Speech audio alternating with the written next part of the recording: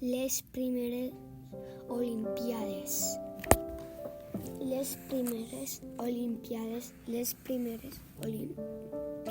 es van celebrar fa moltíssims anys a Grècia, en una ciutat anomenada Olímpia. Les Olimpiades duraven 5 dies i es dedicaven a Zeus, el pare dels déus grecs. Que s'usia. Els 2 primers dies se celebraven concursos de poesia i es feien ofrenes a Zeus. Durant les Olimpiades, els pobles vivien en pau i deixaven de barallar-se entre ells. La preparació.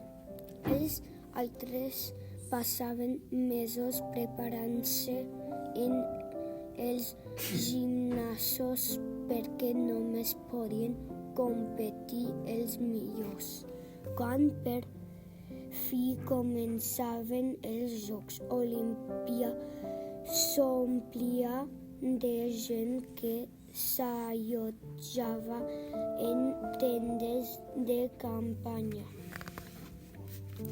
Les competicions. El públic es reunia a l'estadi i animaven els altres cridant i aplaudint els dels seus seients.